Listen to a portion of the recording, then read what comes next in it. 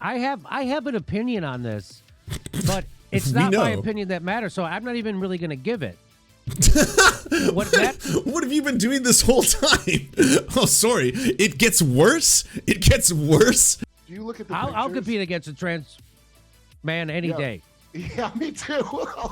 Any day. I got no trouble going up. Me a trans man. I'll go one-on-one in basketball with a trans man any day. That. Again, I don't think you understand the terms you're using. You will get wrecked by professional trans men athletes. You would get destroyed. Jimmy, have you seen them? Those dudes are studs. Like, holy shit, they're all muscular and stuff. Oh man. I mean, hey, if you happen to be watching this and you are a professional athlete, you happen to be a trans man, I don't know. You got an open offer here, you know? Could you beat this? All of this? You see this? You see this physical specimen before you? I can destroy any single trans man who comes my way.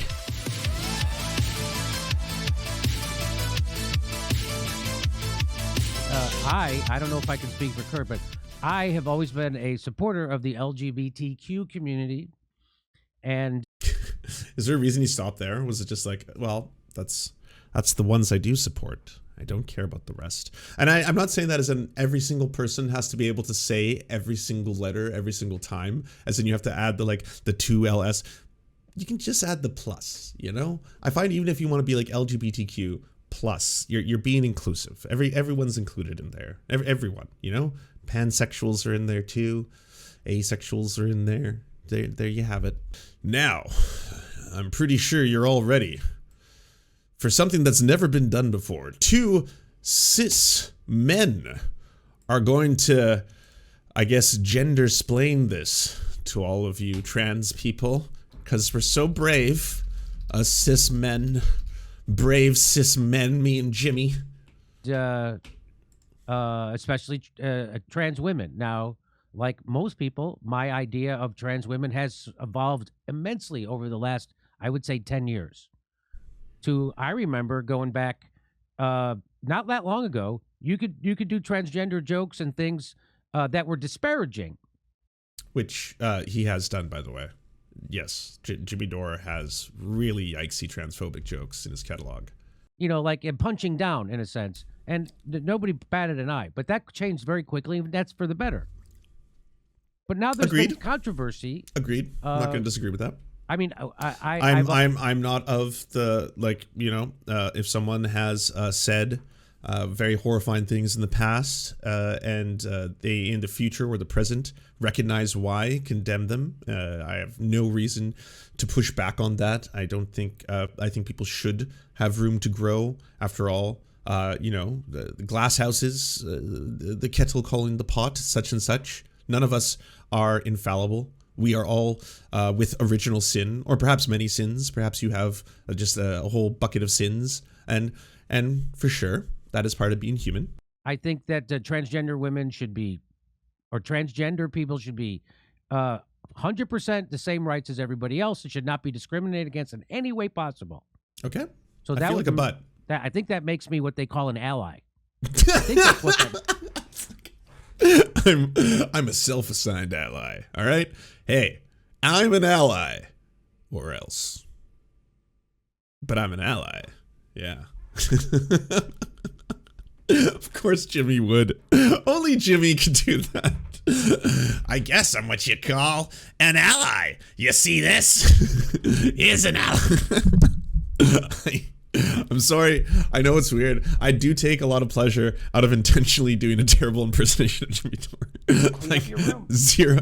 I don't want to do an accurate impersonation of Jimmy Dore. I want to do Jimmy Dore if he was a cartoon walrus. Okay, that's the character that I do when I do Jimmy Dore. Well, but now what happens a lot of times? No. If you disagree, there's other people I'm proud of, and I work at being very accurate. Like Alex Jones, I like trying to sound like Alex Jones, like the actual Alex Jones. You know, but Jimmy Dore, no. Jimmy Dore is much better in just the obscure, strange. Yeah, that's where we're gonna keep it. With someone, even 1%, you're out of the club and you're a bad person. That's happened with Glenn Greenwald. I don't subscribe to that form of thinking, but here we go. So here's a story. So just so everyone knows, Glenn Greenwald, in terms of being out of the club, has been one of the people who has had this very strange fixation on what he considers to be radical gender ideology or radical gender theory, in which there is this, I guess, I almost consider it to be conspiracy theory, idea that there has been a demonstrable increase in the amount of people who identify as being LGBTQ+. That, yes, that is a thing. Now, I would try to explain that, and I think other people who know are more know-ed than myself, in that more people now feel safe in the current climate compared to how they used to, and also more people are self-aware of certain issues way more on a large scale than they used to. This is kind of what we call the Overton window shifting ever so slightly, and then the representation therein. I do not think that there is suddenly a movement of people looking to get attention, because by identifying as non-binary or trans, they are or gay or bisexual or pansexual, they are doing it for the attention, so they can add things to their oppressionometer. You know, that weird oppressionometer that people try to do. I think that your life is going to be much harder if you identify as gay, if you identify as gender nonconforming, if you identify as asexual. All those kind of things most likely will make your life more difficult. It will make you sometimes ostracized from friends, ostracized from family, sometimes kicked out of families, all that kind of stuff. Very higher levels of difficulty getting jobs. Across the board, it doesn't matter what it is. So I don't understand why anyone would kind of buy into this idea that we have to start asking questions. Are kids just doing this today to be cool? Is this what it is? Like in my time, you used to take the jalopy and you go down with Jughead and you go get yourself a soda. You know, that was what you did to be cool. I mean, nowadays you have to be gender nonconforming or something. Story, and this is very controversial. The Lia Thomas smashes biological females in NCAA championship prelims. So that's the headline. Why is and this laughing? Is the trans woman. Someone's laughing their ass off. Ivy League and Penn back transgender swimmer Lia Thomas. So the Ivy League and Penn, the college, they back the transgender swimmer. The statements of support come after weeks of criticism and transphobic remarks directed at Thomas, who set records in 3 events at a meet last month. Now, Bill Maher has talked about this word transphobic. Now, the word phobic means you're afraid. I don't think people are afraid. It's a mental disorder is what it is. A phobia, this is what I don't get, because you're not supposed to call people crazy. Right, but you can take a mental illness and then use it as like an insult. Yeah. Okay, guess we have to start at the beginning here. Transphobia is a collection of ideas and phenomena that encourages a range of negative attitudes, feelings, or actions towards transgender people or transness in general. Transphobia can include fear, aversion, hatred, violence, anger, or discomfort felt or expressed towards people who do not conform to social gender expectations. It is often expressed alongside homophobic views, and hence it is often considered an aspect of homophobia. Transphobia is a type of prejudice and discrimination similar to racism and sexism, and transgender people of color are often subjected to all 3 forms of discrimination at once. Transgender youth may experience sexual harassment, bullying, and violence in school, foster care, and welfare programs, as well as potential abuse from within their family. Adult victims experience public ridicule, harassment, including misgendering, taunts, threats of violence, robbery, and false arrest. Many feel unsafe in public. A high percentage report being victims of sexual violence. Some are refused health care or suffer workplace discrimination, including being fired for being transgender or feeling under siege by conservative political or religious groups who oppose LGBT rights and laws. They also suffer discrimination from some people within the LGBT social movement and some from feminists. Quote-unquote feminists. Besides the risk increase of violence and other threats, the stress created by transphobia can cause negative emotional consequences, which may lead to substance use disorders, running away from home in minors, and a high rate of suicide. In the Western world, there have been gradual changes towards the establishment of policies of non-discrimination and equal opportunity. The trend is also taking shape in developing nations. In addition, campaigns regarding the LGBTQ plus community are being spread around the world to improve social acceptance of non-traditional gender identities. The Stop the Stigma campaign by the UN is one such development. Oh, I just read that without a single fuck up. I had the Holy Ghost in me. That was great. But the reason I wanted to read it in its entirety is because this is really fucking important. A lot of this is. When people think of transphobia, they try to do what they're doing here, which is just they don't have any idea what the word means. and muted though. Could you imagine? That would fucking suck. Oh man, I mispronounce everything. I could be reading this and I could be like, transphobia is a colon fuck. You know? But anyways, oh, and it's Kurt Metzger again. Of course it is. But yeah, I'm sorry, but it's not just that you have a mental disorder and that mental disorder is making you phobic of people. Where are you getting this from? Is this from the Joe Rogan podcast? This is utterly absurd. Completely and utterly absurd. Like you have a phobia. That's a mental condition, and they keep putting it on. If someone says something they don't like, they call it phobic. Do you think racism means you have a mental condition and that's it? Like, does the broad majority of people have mental conditions known as racism? If it's sexism, is that just a mental condition? Like, what are you talking about right now? Webster's Dictionary. An exaggerated, usually inexplicable or illogical fear of a particular object, class, or situation. Exaggerated fear of acrophobia, intolerance or aversion to photophobia. His fear of crowds eventually developed into a phobia. Our family dynamic has blessed me with a fierce sense of independence that has also unintentionally cursed me with a phobia for asking for help or inconveniencing people around me. Like, again, he's trying to reduce the whole thing into yes, if you have a phobia, if you are transphobic, it's because you have a mental disorder. I am not. I am what you call an ally. So as an ally, I'm here to say to the LGBTQ plus community that I'm not in any way transphobic. I have to do qualifiers ahead of what I'm about to say, so everyone understands what we're talking about. I know many trans people, none of whom talk like this or say anything. It's like a very specific small group of like activists that get like funding or something. It's not like actual people even. So here comes. Okay, so by the way, that right there, that little ending piece, important. It may be confusing to a lot of people, but it's important because if you look at the history of the TERF movement and other hate groups in the United Kingdom, there is a conspiratorial side to it, and it does overlap with other hate groups as well because of that. And the conspiratorial side does, and first time I discovered this, it like I was like, wait, what? There's the idea that there is a powerful trans lobby that is receiving exorbitant amounts of money from sometimes shady groups. You can pick your favorites, of course. They always come from a lot of the same places. The George Soros of the world, that kind of stuff, which again is funding this lobby, and it is pushing ideology on children. It is part of big trends to shape and convert a whole bunch of people to suddenly be more LGBTQ plus, and that's why kids are suddenly identifying this way in really large numbers as they haven't before. Think about it. The story. It's very controversial. The Ivy League and the University of Pennsylvania issued a statements in support of Lia Thomas, a transgender swimmer whose recent record-breaking wins put her at the center of the debate over trans inclusion in competitive sports. Her recent record-breaking wins. Guidance for transgender female athletes issued in 2011 by the NCAA, which governs intercollegiate athletes, states, quote, a trans female treated with testosterone suppression medication may continue to compete on a men's team, but may not Demon Whiskey Nick says, shrooming while I watch. This is strange. Oh man, I have the power to do this then. You're gonna be okay. You're gonna have a good time. We're gonna have some laughs and probably some molding, but you're gonna be okay. Compete on a women's team without changing it to a mixed team status. nightmare. 1 year of testosterone suppression treatment. So that's no, I'm not going to do the Eric Andre thing. Don't worry. The protocol from 2011.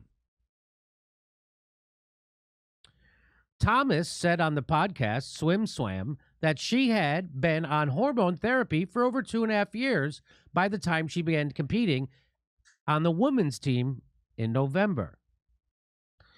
Her participation became central in the debate over trans inclusion in sports after she set records in at least 3 events at the Zippy Invitational in Ohio last month. But was she setting records before she started competing as a woman? You don't often see that. You don't often see Jimmy hesitating and really checking his thoughts before he speaks. Really being like,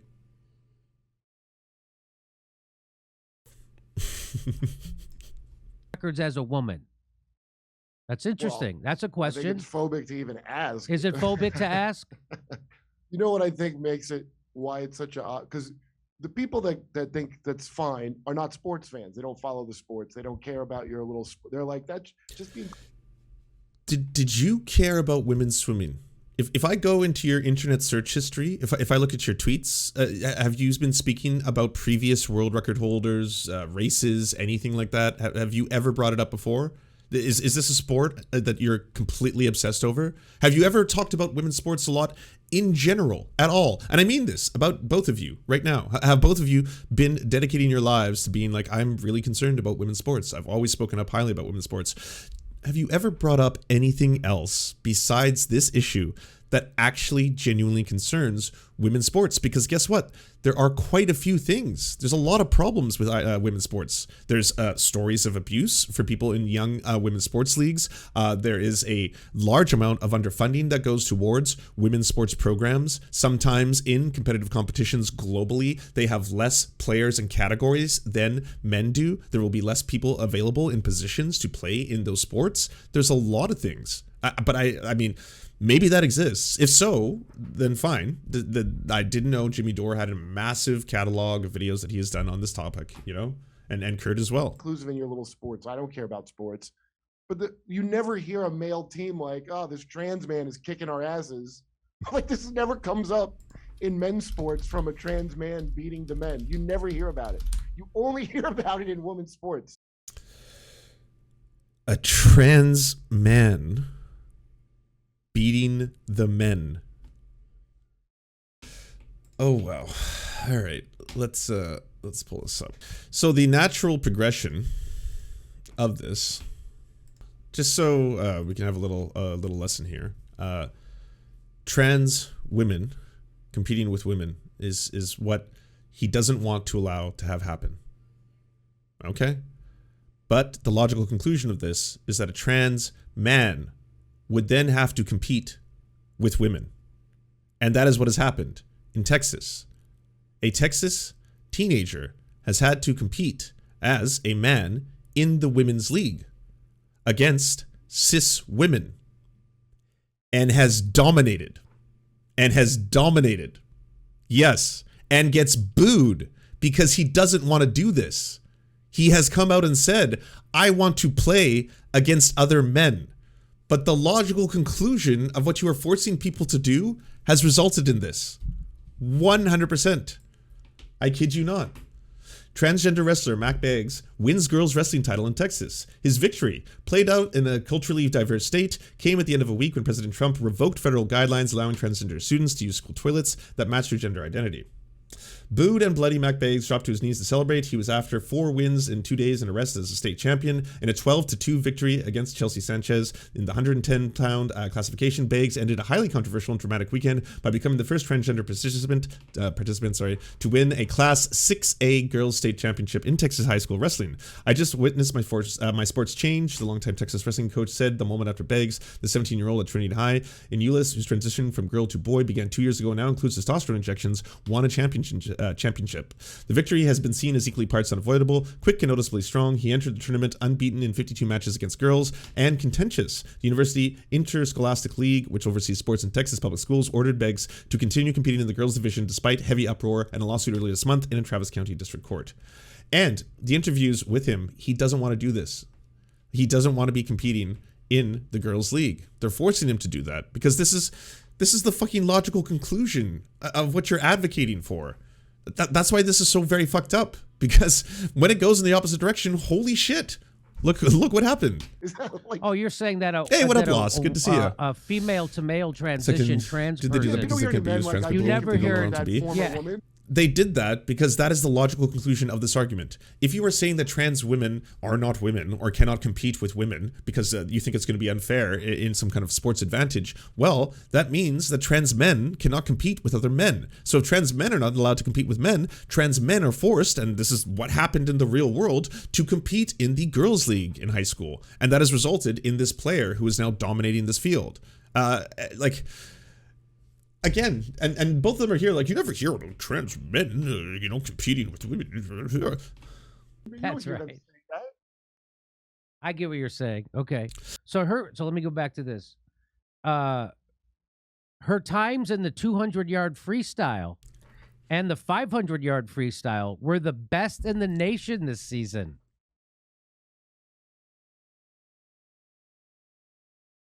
Now the reason why women play a much inferior game of basketball than men do, it's much slower, dumber, and boring. Wow. Oh, tell me what you really think, Jimmy. Holy shit. It's dumber. How is it? I understand the rampant sexism going on right now. But that one I don't get. How is it dumber? It's stupid. Why does it exist? Than a male's basketball game. I didn't mean to say dumber. I mean it's just slower and more boring. It's not dumber. Oh, okay. Yeah. I don't know why I said dumber. I'm glad you corrected yourself. Your hatred.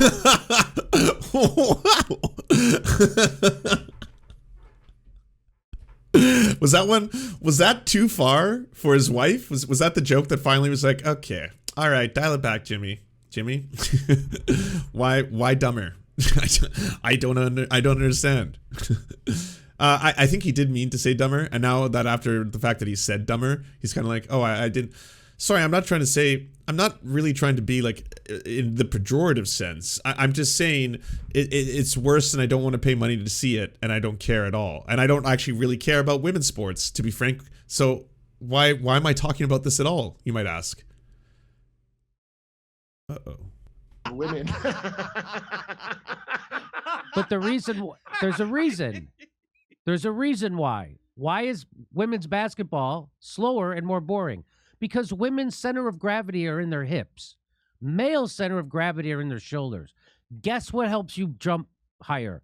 If your center of gravity is here, if your center of gravity is in your hips, shoulders you help you can't jump jump higher. as high. Really? Yes. I'm not doubting you. I just didn't know that. You It's in the shoulders? You I'm thought learning that things. women just couldn't jump high for no reason?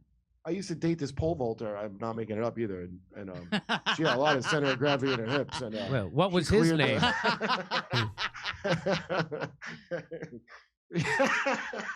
So We're learning things. that's why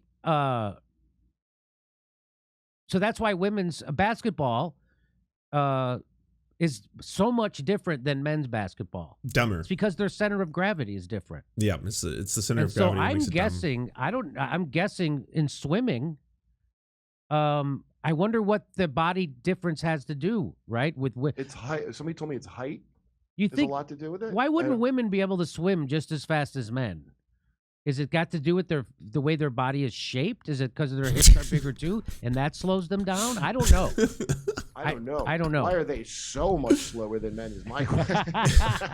Even with 2 years of hormone therapy, can't even come close. So in the Holy shit. 1,600. This is really bad. This is a lot worse than I thought it was going to be. Especially with all that preamble. All that, it was like 2 minutes of like, by the way, I support the LGBTQ community. I'm what you call an ally. I want them to have equal rights. Okay, let's get into that. And now let's talk about something that we have very little knowledge of in order to vilify trans people. 50-yard freestyle in particular. No, I didn't pre-screen this one. She was 38 seconds.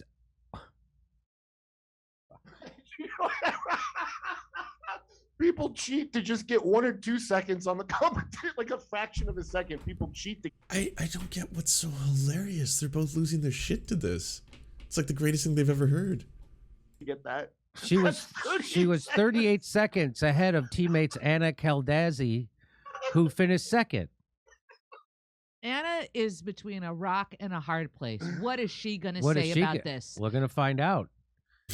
But y'all aren't. Media outlets You have definitely shared know video of Thomas winning where you're the race on positioning social yourselves media. in this.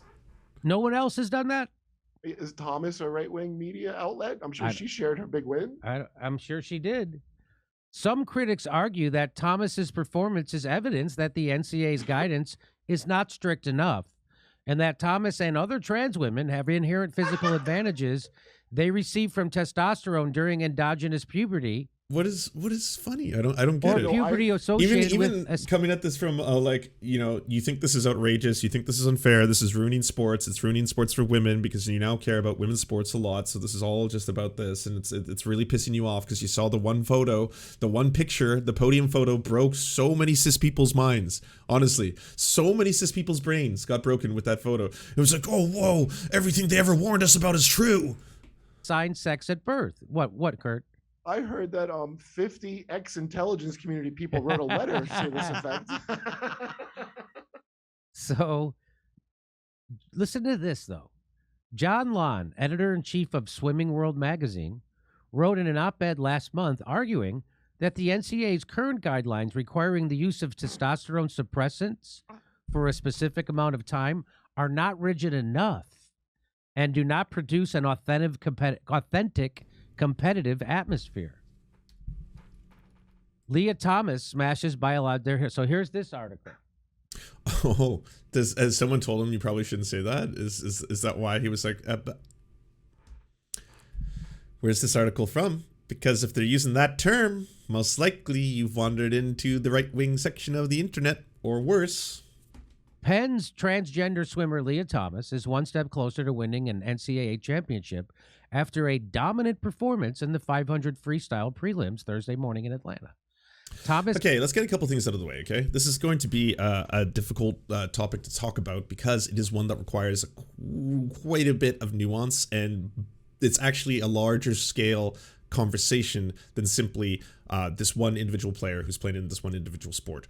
When it comes to this and the outrage that, you know, Jimmy Dore is starting to have and a whole bunch of other people are starting to have, and it's really sad that people who are considered to be liberals or on the left or clown shoes or whatever it is are now starting to say, well, you know what, we do need to bring this up. We need to talk about it because there are some dangers.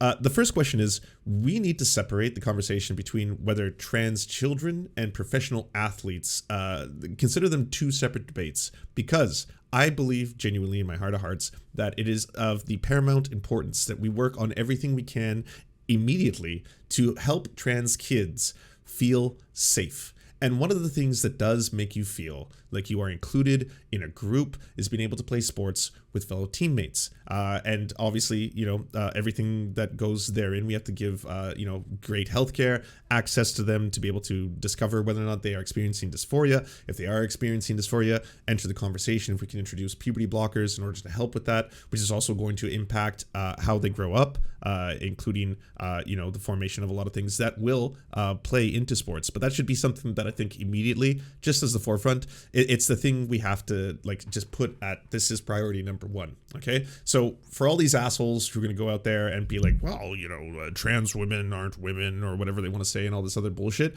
one of the first things that we should be fighting for is making sure the trans kids feel safe and have access to everything they need to continue to feel safe. And I think that's not a hard sell. You know, I think it's despicable and like distinctly ghoulish that is what right-wingers have now tried to turn into their wedge issue. And now they're trying to be like, oh, we have to be able to look at trans kids' genitals in order to make sure, blah, blah, blah. The parents need to be able to get lawsuits and all this kind of fucked up shit that they're trying to pass in so many U.S. states right now. So that should be first and foremost. The second one about the whether or not trans women should be able to compete in women's sports. Now, trans people make up between 1% to 2% of the population. And if it was the case that there was a overrepresentation of trans people in sports leagues that were winning to numbers that were astronomically higher than that, overwhelmingly dominating every single competition that they perform in, and this is even after there's a certain amount of hormone therapy that they've had to undergo. If that was the case, which it is not statistically, right? If it was, then you would have an argument for, okay, we have to look at this because we are coming at this from the angle of we want fair sports. We want sports to be completely fair, so that we may have a genuine competition that we can measure in a variety of ways. Now, that's different than we want to see what is possible and potential for human beings to accomplish in any given field. There's a handful of things that I cannot wrap my head around why they are gendered. Chess doesn't make any sense to me. Why is chess gendered? to be perfectly honest. If you're like, well, because if it wasn't gendered, then no woman would ever statistically, based on the amount of chess masters that there are in the world, beat the men. And then it was like, okay, but I think there's a lot of things at play there. Not that inherently women are never going to be smart enough or crafty enough or on their toes enough to be able to win chess competitions against men. They can beat men. It would be, is it something that women gravitate towards for a variety of reasons? Is the structure that's laid up in broader society, is it something that women want to do at a young age? Is it something that people encourage when they see women accelerating at? Is it something that parents push young girls into entering into competition? Is there a large support system put out there for the young women or young girls chess leagues? All those kind of things would play into it dramatically, as well as, are those people going to have access, right? When it comes to sports, I was talking about this, there's something else that makes sports dramatically unfair, and that is to be a good athlete statistically. If you're going to become a professional athlete, such as an NBA player, you, by the stats, are not necessarily going to be someone who comes from the rags to riches. There are stories like that, like LeBron James, for example, who did come from poverty and then was scouted and got picked out as an incredibly amazing player and now is one of the greatest of all time. That is a real thing. And then there's people like Michael Jordan, probably considered the greatest of all time, who came from a middle-class family, you know, two parents, stable, all that kind of stuff. Money and your economic situation does play a very large part into whether or not you will be a successful person. Do your parents have the time to dedicate to you getting up every single day for the next 17 years? This is if you're a professional athlete. This is your life. You are, from a very young age, are pushed by your parents into a sport that they may want you to play or you gravitate towards, and then they have to work very hard with you your entire upbringing. It's not like you suddenly become a premier athlete at 22 or 23. This is something that people dedicate their lives to, making sports kids, to making kids that they want to be champions and to driving them towards this thing and this life, you know? But gendered competitions for a lot of things don't exist, or sorry, shouldn't exist just as a generality. If you want to say that you don't want to put people together in competitions because it'll be just dramatically unfair, well, I mean, there are certain fields in which we already do that. We have Olympic competitions that are very controversial because a handful of teams, such as hockey, for example, will dominate certain Olympic competitions. There's like 4 or 5 women's teams in hockey that always dominate the rest of the world because they come from countries that have very strong support networks for women's hockey, namely like, you know, Canada, Scandinavian countries, Russia. They are the ones that have very good support structures where women can be raised from a young age and become professional World League hockey players, and they become really good hockey players. It's actually really, really good hockey. I recommend everyone who enjoys the sport to watch that kind of stuff. So there's a huge difference in that towards how people are brought up and all that. I'm going to bring up some other examples as well, because when it comes to hormones and how they're used, they also sometimes can have a racial component towards them. There is a huge controversy that has come around from a intersex cisgendered woman. Yes, that is the proper term. Intersex cisgendered woman who has XY chromosomes but has tested to have very, very high levels of testosterone. Because of that, she has not been allowed to compete until she takes either testosterone-lowering medication, which can make one very, very sick, and she also happens to be a black player, not allowed to compete in Olympic competitions. So we'll talk about that as well. Set a new top time in the nation this season with a 4:33.82 in the prelims that featured Olympian Brooke Ford of Stanford. So she was going against an Olympian. In January, Sports Illustrated sports writer Pat Ford, Brooke's father, read a prepared statement on a Yahoo college football podcast. Michael Phelps, the greatest swimmer of all time, has a clear genetic advantage with his freakish body, makes him swim like a fish. Well, like, yeah, Michael Phelps is someone who, like, you've heard, like, you can hear, like, actual, like, biologists be like, if we were to create in a lab the human who would be custom tailored to be the world's fastest swimmer, every single thing about that man's body you would design the way it is, to have just like these enormous broad shoulders, these very long arms, and then he like absolutely destroys the competition. Like it's not even close in some categories. No one comes remotely close to that man. Does that mean that he shouldn't be allowed to compete anymore because every other person in every other category is like going to be so dramatically far from his statistics at all times? Should he just be banned from the sport altogether? It's like it'll never be fair until another Michael Phelps comes along, until there is another Michael Phelps with a body that is designed in that specific way to become the world's fastest and most powerful swimmer, you know? Literally his lung capacity and gaseous exchange, yeah. where the family shared its stance on Brooke, who won a silver Marfan medal, syndrome, I think it's medal in called. the Oh, Tokyo interesting. Games as a member of the 4x200 meter freestyle relay team, facing the transgender swimmer. So this guy is the father of this female Olympian swimmer who has to face this transgendered swimmer.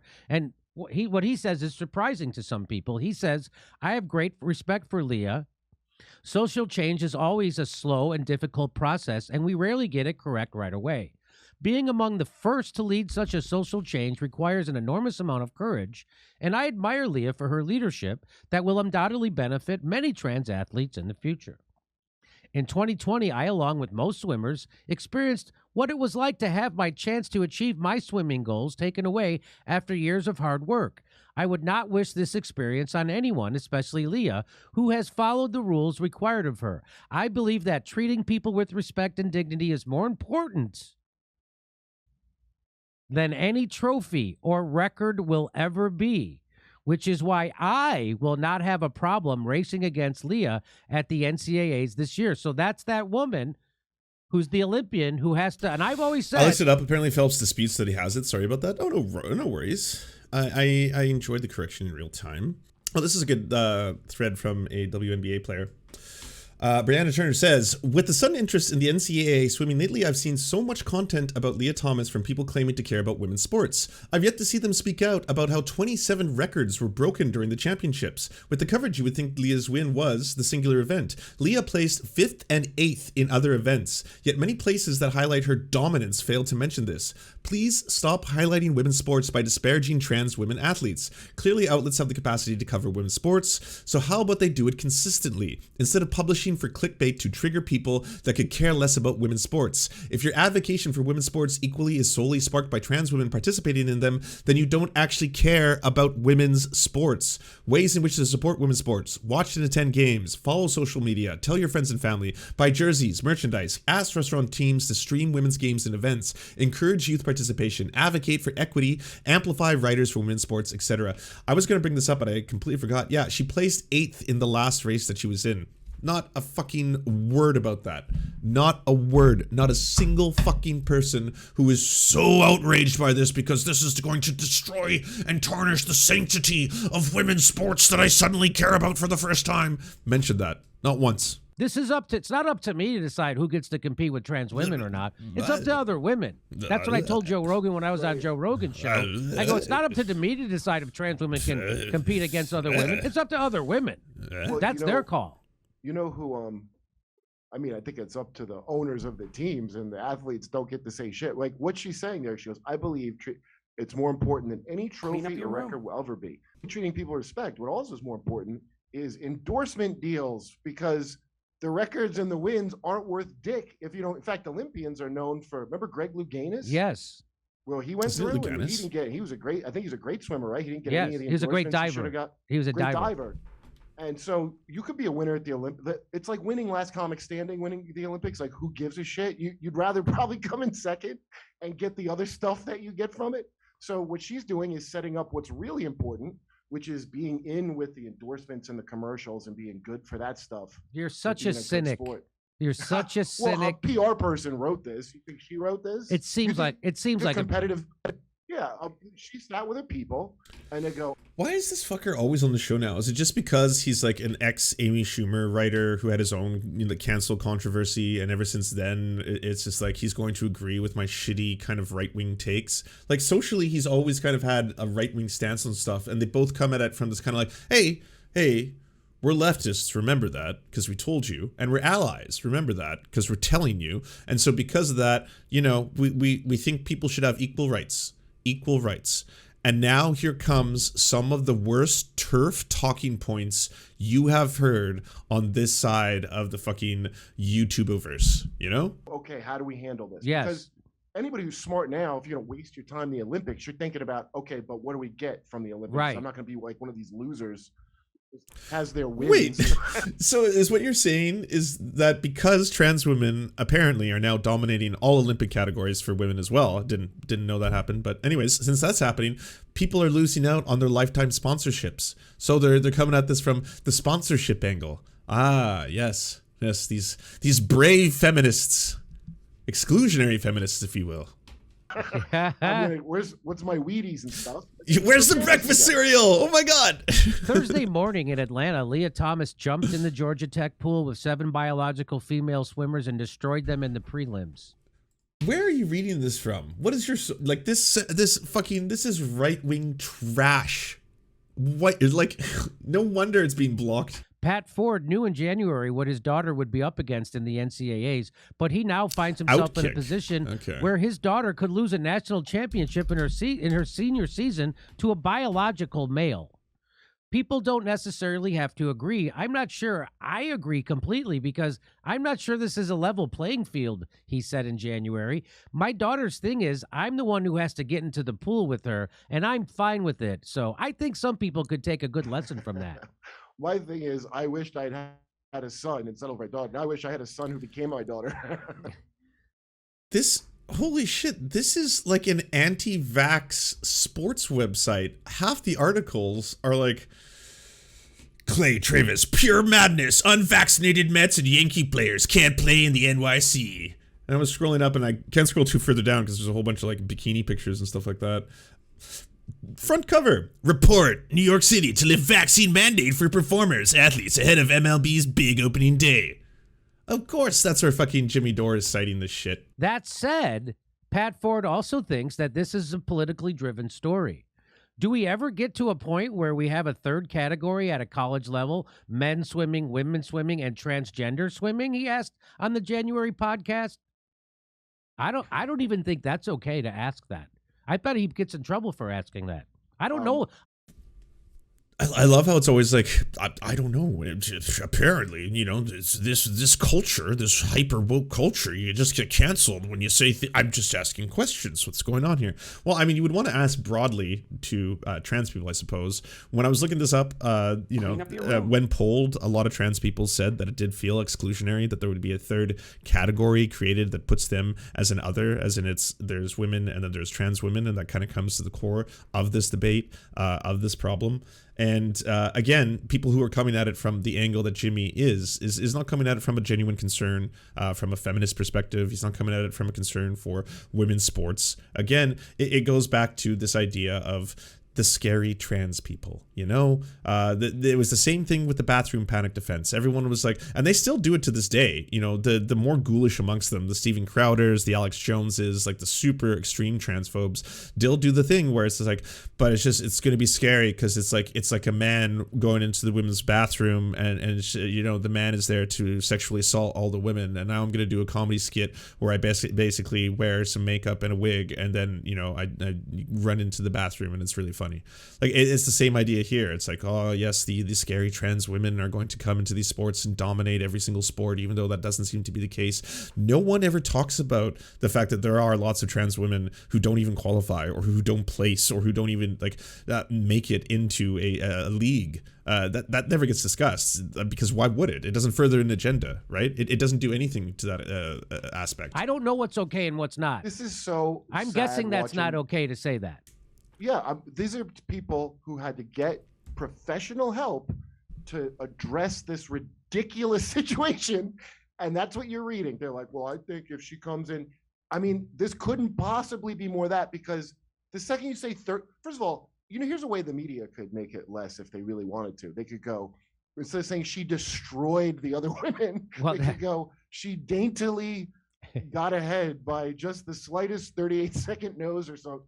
They're like, women's sports don't make money. Remember the WNBA parade when they won and nobody came? So this is good if you're an owner. Like, no, they don't want a third category. They want the women's category to make money and get some eyeballs, which it's not really getting until now. It probably is. Half of this whole thing has been them being like, women's sport just suck. It's stupid. It's boring. It's dumb. No one watches it. No one cares. You know, it's just the worst fucking thing.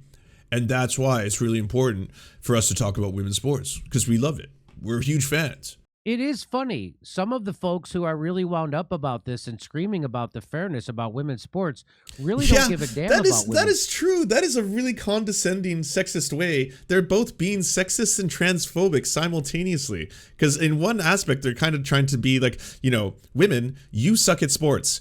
us men, we're better at sports and better at everything else than you. We're going to dominate you in any single field. On top of that, because trans women we think are men, they're going to dominate you in every single category as well. That's what's going to happen. Like you fused two different forms of bigotry into a single proclamation when you actually dissect that. Sports. They are using this as a political wedge issue, and they are using it as a sign the country has absolutely run amok. Really good by TKG Dak. You don't make money in women's sports. That's why men are transitioning to get into women's sports. Yes, the logic is sound. Everything checks out there. When you can disparage women and their leagues simultaneously, and also say that there's this conspiracy where a whole bunch of trans women are trying to get into these sports because they will just dominate them in every single category and field. And has lost its mind to political correctness and blah, blah, blah. There are a lot of political opinions about this, but some of them are cloaked, I what think, an ally. in bogus terms. So what a like goddamn ally. He's lashing out at what he would consider conservative media who's making this into a cultural issue. But you could say that about both sides, that they're using this. Yeah. He's saying, don't worry, I'm not right wing. You can give my daughter the ad revenue. Yeah, you don't have to AdSense the money away from us. She'll take a second place graciously. We're a little weirded out, but you know what? What's important is that she gets those ads when she's done with ruining her body for the Olympics. I think that's a very cynical take, Kurt. I'm not saying it's not. You think I'm just too much of a big old cynic? Usually I'm the one. Usually I'm the one who's the cynic, but I'm glad you're here with that opinion.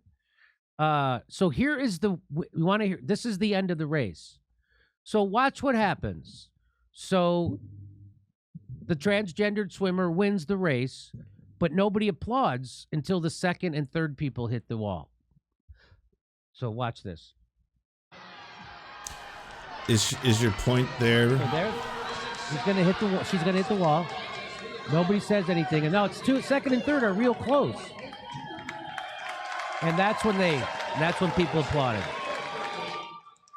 So the second and third place came in really close, and so people are making a big deal out of that. How is your read that this backs up what you're talking about? It just shows you that they're not respected. Nobody in the audience applauded until what's that? Yeah, all the people are sitting here believing their own eyes and not what we're telling them. What's their problem? Are they right wing? So now again, I have an opinion on this, but it's not my opinion that matters. So I'm not even really going to give it. What have you been doing this whole time? Oh, sorry. It gets worse. It gets worse than all of this because it's been really fucking bad, Jimmy. This has got to be one of your worst videos. Holy fuck. I'm holding back. Okay, like let's just say there's a couple things that I could really say. There's a couple words I could use. All right, a couple jokes that I've been workshopped, but I'm not going to. I'm just saying. You know, clearly you can hear. What the people want. Here's my concern trolling. Again, I say it's up to the women. If other women want to compete against trans women, then that's up to them. And if they don't, that's up to them too. It's not up to me. Do you look at the I'll compete against a trans man any day. Yeah, me too. Any day. I got no trouble going up. Bring me a trans man. I'll go one-on-one in basketball with a trans man any day. Again, I don't think you understand the terms you're using. You will get fucking wrecked by professional trans men athletes. You would get fucking destroyed. Jimmy, have you seen them? Those dudes are studs. Like, holy shit, they're all fucking muscular and stuff. Oh, man. Oh no, those. Okay, hey, can we make this happen? Can we please, internet? Can we have the most professional trans male athletes come out and do some basketball with Jimmy Dore? I would. Oh man, I would pay to see that. Okay, I like. Come on. If we're talking about how sports don't get high ratings anymore, Jimmy, this show will get a lot of ratings. A lot of people will watch this. Holy fuck, yeah. Goddamn. All right. Well, hey, it's out there, everybody. It's out there. Jimmy Dore. I mean, hey, if you happen to be watching this and you are a professional athlete, you happen to be a trans man, I don't know. You got an open offer here, you know? Could you beat this? All of this? You see this? This physical specimen before you? I can destroy any single trans man who comes my way. because that's Pick a your sport. That's a sport I play. We could swim, shoot, and ride a bike. Whatever you want. So listen to this. This is John McEnroe a couple years ago. That is so fucked up, by the way. Like, I haven't heard that from fucking, like, Ben Shapiro's or Steven Crowder's, where they're just straight up like, yeah, you know, I could definitely take on a trans man. Yeah. No, I take on whatever you want. Whatever you want. Let's do it. Let's go, bro. Let's bro out here. I guess that is kind of gender affirming if they're just doing the whole like posturing, you know, the insecure male shit where it's like, oh yeah. I mean, they don't know they're being gender affirming, but that is a bro out moment, you know. If he thought that Serena Williams was the greatest tennis player of all time, and listen to what he says, and he got in huge trouble over this, huge trouble. I think he almost got his book canceled. But watch this. Best female player ever, no question. If she played the men's circuit, she'd be like 700 in the world. That doesn't mean I don't think Serena's like an incredible player. I do, but there's, you know, the reality of what would happen on a given day. 1 in 8 men think they can beat Serena Williams. Some players, I believe, because she's so incredibly strong mentally. But if she had to just play the circuit, the men's circuit, that would be an entirely different story. John Mack. How is that controversial? That's why there's women's tennis and men's tennis. Well, that's what John. So he defended himself. He had to go on interview after interview, and he came up with his defense was, well, if you think what I'm saying is incorrect, let's settle it. Let's just have women and men play each other.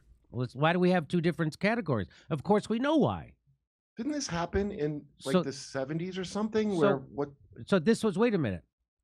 So what's interesting about this is that he really literally almost got canceled. It was horrible what happened to him over this. Every talk show he went on, because he had a book coming out. Right. And it would be all about this and how, do you want to apologize? And are you, but watch this.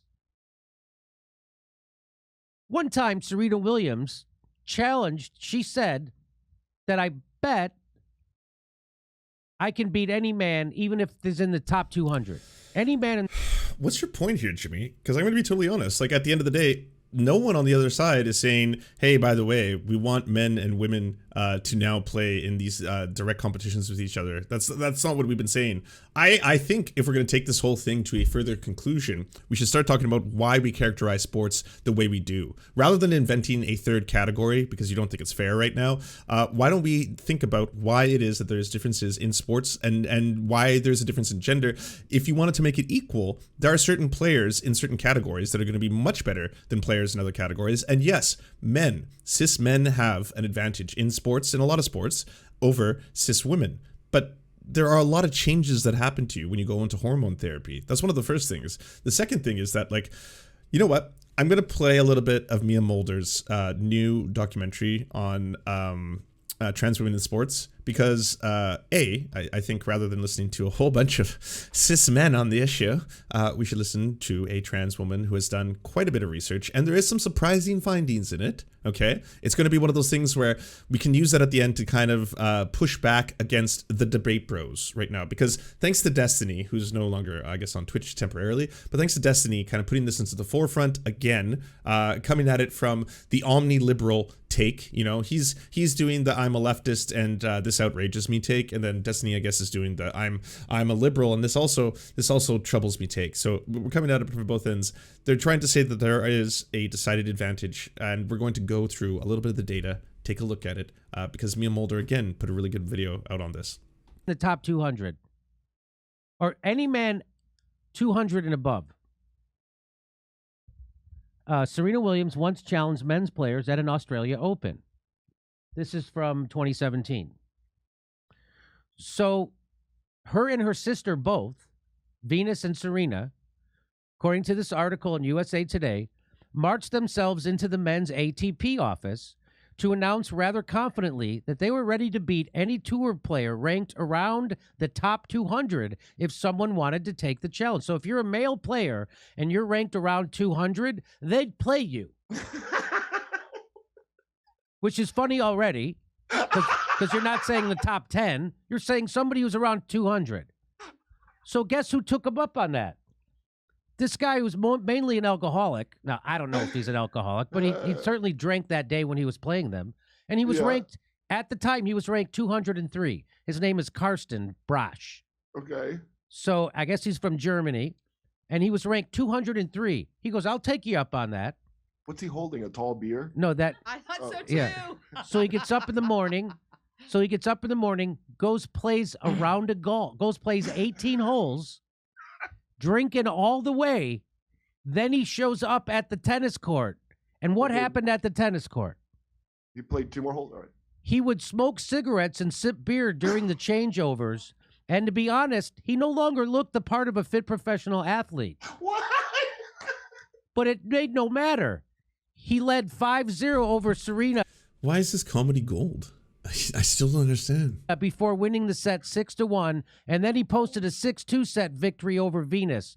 This fucking guy, who's ranked 2,203rd and was drinking and smoking and played 18 holes of golf that morning, came in and swept him. The 2 top women in the world. But I mean, obviously, like I wouldn't beat them. Again, why are we talking about this? Don't forget, the offer's still on the table. Both of them claim that they will defeat a trans man in any category. Well, I mean, for Kurt Metzger, he said basically anything. Jimmy Dore said basketball. So remember that. Obviously, like the 200th best man, though, could. Yeah, so it was all in good fun. But 19 years later, and a record 6 Australian Open titles later, Williams laughingly insists recall of the event was not in her memory bank. I forgot about that, actually, she said, smiling. Okay, I'm going to skip to the end of this. Do you have any other further revelations? You think Allies? know better than you, and probably a lot of doctors from. I mean, druggies a lot of times know about stuff better than doctors. What different drugs do? How old was she? Wasn't she like 19 when that happened? And this is like a huge gotcha right now. She was 19 and she couldn't beat a professional player who'd been playing a lot of his life. That's what that's his bread and They butter. were 16. Oh, okay. Fuck. Even better. You see this? Huh? Of course he does. But it doesn't matter. The experts are assigned by these media people. That's them. Yeah. And they'll decide. And they're not fans of your thing. So just do what they say. Yeah. Aaron Don't grumble. Rodgers. Aaron Rodgers. So I'm assuming the comment section is going to be full of this. The fact that he was ranked 456, this isn't a right-left issue. It's a matter of accepting or denying reality, the difference between fair and unfair. Jimmy, it's not up to the women. The colleges set the athletic policies along with any other governing body, such as the NCAA. The actual women are told to shut the fuck up or be thrown into the teams. Oh, okay, here we are. She's a man's baby, Austin Powers. Little transphobia for you. As a father of an amazing young woman who has aspirations to become an Olympic swimmer, I find this appalling. As an Olympic-level swimmer for 15 years, with the size of hands, feet, lungs, broader shoulders, muscular mass, center of gravity are all very pertinent factors making men faster. Sexual dimorphism is as relevant as hell in sports. Saying this is unfair is an understatement. So yeah, this is kind of the I guess the quality that you get in your fans. Caster Semenya must lower her natural testosterone levels to defend the Olympic title, a court has ruled. Olympic gold medalist Caster Semenya can't compete in upcoming games unless she takes testosterone-suppressing drugs after the Federal Supreme Court in Switzerland denied her appeal. The court upheld a lower court's decision. The World Athletics, an international governing body that includes track and field-related sports, has the right to enforce the rule to limiting how much testosterone female athletes in competing women's 400 meters to 1,500 event meters can have. Semenya's natural testosterone levels reportedly surpass the limited amount, meaning she must either take testosterone-suppressing drugs or undergo surgery in order to compete. According to the Washington Post, Semenya has said in the past she would not submit to this rule, and as a result, she likely won't like to be able to defend her gold medal in the 800-meter event at the Olympics in Tokyo in 2021. I'm very disappointed by this ruling, but refuse to let athletics drug me or stop me from being who I am. Excluding female athletes from endangering our health solely because of our natural abilities puts the world athletics on the wrong side of history, Caster Semenya said in a statement. I will continue to fight for the human rights of female athletes, both on the track and off the track, until we can run free the way we were born. I know what is right, and I will do all I can to protect basic human rights for young girls everywhere. So definitely discrimination on display here. The Olympics continues to prevent top black athletes from competing. Last week, queer track star Sha'Carri Richardson sprinted her way into America's heart when she won the first place in the 100-meter dash in the Olympic trials. Richardson's remarkable speed, along with her long and fiery red hair and moving backstory, captivated the nation. She was headed to Tokyo, but this morning news broke that she tested positive for marijuana and is no longer allowed to compete. The news accompanies a flood of recent reports on the limitations faced by a number of black athletes, many of them track stars, vying for a spot in this year's games. Arbitrary hormone requirements, amongst other rules, that have caused many to accuse the Olympics of racism, misogyny, and transphobia. For Richardson, the positive marijuana test renders her astounding 10.86 second finish time invalid, as the how is marijuana How is marijuana making you run faster? Have you ever smoked marijuana? Have you ever been stoned? You're not getting from point A to point B at a faster rate, okay? It is not going to supercharge your legs. I think you're thinking of PPC, I don't know, crystal meth? PCP. Well, PPC was all. But you're probably thinking of meth. It's probably meth. I think you're thinking of meth. That's it, you know? Yesterday, as rumors began to spread about Richardson's test results, she tweeted 3 words: "I am human." This morning, Richardson confirmed the story in the Today Show, explained that she smoked marijuana to cope with the recent death of her mother, which she learned about, which she learned about from a reporter only days before the Olympic trials. To hear this information come from a complete stranger was definitely triggering, Richardson said, adding that it had sent her to a state of emotional panic. She also took responsibility for knowingly breaking the rules. It's fucking heartbreaking. I remember when that happened. Richardson is one of many top black athletes who have been barred from competing this year. Yesterday, South African gold medalist Caster Semenya failed to qualify for the Olympics after she was forced to switch events when she did not meet hormone requirements for her 800-meter race set by the World Athletics. Last year, the organization banned Semenya from competing in the race because her natural testosterone levels exceeded the maximum level allowed for that distance. To compete, Semenya, an intersex cisgender woman, would have to take testosterone suppressants, which she refused to do. Instead, she took to the World Athletics to court and lost. The decision angered athletics, activists, and allies alike. Gymnastics star Simone Biles spoke out about Semenya. "This is wrong on so many levels. Once again, men having control over women's bodies. I'm tired," the gymnast tweeted. ACLU attorney Chase Strangio wrote in an op-ed for the NBC News that such regulations are products of patriarchy and white supremacy that are used to attack black women. Bodies are often coded as appropriately male or appropriately female through the lens of racism and white supremacy, and that lens is used to police some bodies in the alleged service of others. Semenya has tried to qualify for the 5,000-meter race as the World Athletics rules did not apply to that distance, but she was unable to do so. Several other athletes have experienced similar setbacks. Today, NBC Sports announced that cisgender runners Christine Maboma and Beatrice Maslingi, both from Namibia, have ruled they're ineligible for the women's 400-meter race based on their natural testosterone levels. The rules apply specifically to distances between 400 meters and 1 mile, so the 18-year-old runners, 2 of the fastest in the world, will still compete in the 200-meter race. Trans runner CC Telfer was also recently deemed ineligible for the U.S. Olympics due to failing to meet the World Athletics hormone level requirements. News also broke out today that swimming caps for natural black hair, designed by black-owned brand Soul Cap, have been rejected by the International Swimming Federation for not fitting the natural form of the head, according to The Guardian. The brand had partnered with Alice Daring, who will be competing in Tokyo as the first black female swimmer of the Great Britain team. Black Swimming Association founding member Daniel Obe told The Guardian that the current swim cap is designed for Caucasian hair, and that the rejection of Soul Cap confirms aquatic swimming must do better. We must need the space and volume from which the products like Soul Caps allow for. Inclusivity is realizing that no head shape is normal. Professor Ben Carrington, the leading sociologist on race and culture, tweeted that many challenges black athletes are experiencing at the Olympics underscores the gross imbalance of power, hoping those upset by Sha'Carri Richardson's situation to become aware of the power of the World Anti-Doping Association following the Caster Semenya and other women banned from the attention to the IAAF. Sports is about power, not the power on the field, but the power to decide who plays. Oh yeah, Ron DeSantis says he will sign a proclamation naming the second place winner the best female swimmer of the women's 500-yard freestyle. DeSantis said the NCAA is perpetuating fraud and trying to undermine the integrity of the competition. Ron DeSantis, well-known person who definitely watches women's sports on a regular basis. Laurel Hubbard is a female weightlifter who will be in Tokyo. Supporters call her selection a breakthrough for transgenders community. And now we're going to pretend this is an even playing. You broke the world's record. How'd that happen? What is happening here? What's happening here is you're a guy. This is when critics who say it's unfair for an athlete who used to compete with men to participate in women's sports.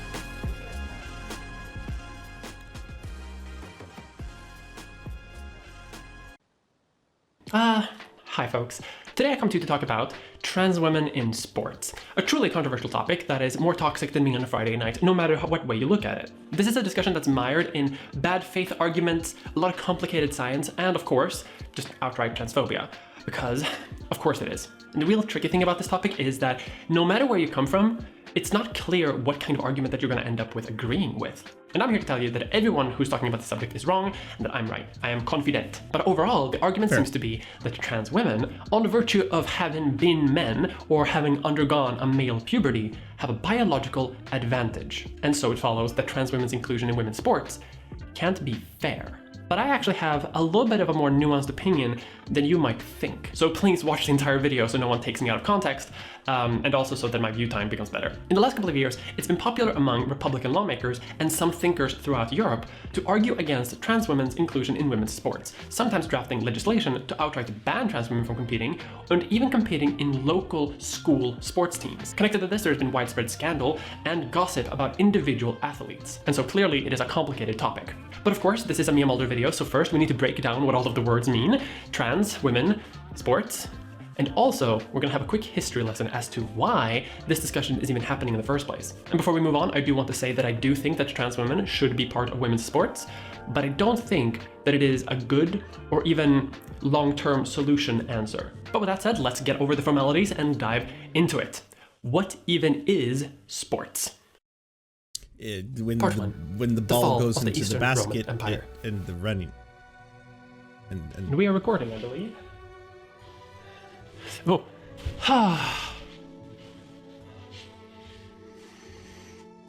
What a wonderful day for sports. Hello, I'm historian Mia Mulder, and today I'm here with my beloved colleagues to talk to you about the history of sports. Sports was invented by Chad Jockington in the year 2000 BCE in order to bully nerds. In ancient times, sports had pretty much the same purpose as it has today. It's fun to do and it's fun to watch. But ancient sports doesn't really overlap very well with modern sports. There are a few key differences, such as that ancient sport was very connected to the military, or rather military fitness tests. Let's say that you're commanding a legion of soldiers. How do you make sure that they're actually going to be good at their job? We don't really have standardized fitness tests yet, but a good way to measure a person's general well-being and fitness is to make them do sports. If a person can throw a javelin pretty far, odds are they're probably going to throw that javelin pretty far in combat too. Can they lift a heavy weight? They can probably lift a heavy shield too. And these types of sports have existed for as far as humanity basically has existed too. It's basically just evolved forms of play. But have you ever wondered why there's so many like Olympic sports where it's like the javelin throw, the hammer throw, and you're kind of like, this makes sense, kind of. You would just want to throw a hammer. That's a sport, right? Throwing hammers. Standardized sports, in the way that we know it, finds its way in two root causes. One of them is the modern revival of the Olympics. You may know that the Olympics were practiced in ancient Greece, which is true, but for most of Greek history, the Olympics hasn't actually been around. The modern Olympics only really started happening in the 1800s. And in these early games, it was mostly just European contestants who could get there in the first place, considering that the rest of the world was owned by Europeans. This, along with the fact that Europeans were sucking blood out of the entire world in order to oil the machines of the Industrial Revolution, means that Europeans were primarily the ones who had more free time, which is a concept that's... This is white supremacist history? Well, I would say it's Eurocentric history, because she's actually trying to directly relate it to professional sports leagues, and they will tell you that, yes, professional sport leagues, in many ways, they emulate after the greatness of the Olympians themselves, but that does nothing to explain why there's like origins of a lot of modern day games that came from, say, the Mayans, right? That's one of the things that's often overlooked. Kind of new. People had always had leisure, but having a dedicated activity that you could only really do that had no productive value, as in sports, it's only really something you can do when you don't have to do labor. This is why early sports standardization mostly happened in Europe, almost primarily the British Empire. And thanks to empire, many of those rules and games spread throughout the world according to European law. Even as it came out of my mouth, the rest of the I world knew it was obviously wrong. had their own versions of sport, but rules and standardization and competitions were at this time European dominated. And of course we have to mention that leisure was only really available to people who were wealthy. Many of the working class working in factories did not have time to go out and play hooky. But hold on, why did the Olympics restart in 1859? Well, after the fall of the Byzantine Emperor at the hands of Mehmet the Conqueror, Greek society became suppressed, for lack of a better term, conquered by the oncoming Ottoman Empire. This led to cultural suppression, and many Greeks still clinged on to the Byzantine or Roman identity. But in the 1800s, the Ottoman Empire was having some trouble. No longer the great man of Europe. Very interesting, but it's not why we're here right now. We're still talking about trans women in sports, so let's talk about women's sports. Why is it even a thing? Your gut instinct might say that, well, men are just stronger and more physically capable than women, generally in almost every sport, so it makes sense to have a gender separation, and that might be true to an extent. The problem is, it's not true all the time, and it's definitely not the reason why we have segregated sports into men and women. We'll get to biological differences, but we'll get there soon. Not yet. In the early days of sports, almost every single athlete was a man. We're talking 1800s here. Women didn't really have many rights in most of the world, which means that most of the people who actually benefited from leisure and were allowed to compete internationally were men. That means that organized sports from its earliest conception has been focused on male athletes, which affects things like training, sports science, and of course, just general inclusion. This itself causes an unlevel playing field, even before we get any biological differences. This means that when the feminist movement began to be organized, in the sports sector, men had a huge head start, which anyone who knows sports will tell you is unfair. This means that when women began being involved in sports, sports science, and other things relating to sport had not been adapted for women bodies. The entire playing field had already been made by and by the way, women getting into sports, that's also kind of a fascinating story. A lot of it does happen to coalesce with wartime, you know, when there is a large amount of people off fighting, say like World War II, especially the male population. You'll see things like the Women's Rugby League suddenly springing up, and then women playing in more league-like games. For men. And that's not to mention that most athletes then, and even now, are men, which means that when we're talking about high-level competitions, men will have more competition to even reach that stage, which will make them perform better. If you have 500 men competing in a sport and only 10 women competing in the same sport, odds are the men are going to outperform the women, even if the playing field is completely level, which means that there's basically no way for women to actually compete with men, even when there is no biological difference. So the only way to really have a sports competition that accounts for all of those differences is to make sure that everyone competing in it has the same disadvantage, by making it completely for women. This reasoning has, for the most part, unfortunately been forgotten, because a lot of people think that, well, women can do sports now, so the only reason why it's still segregated is because men strong, women weak.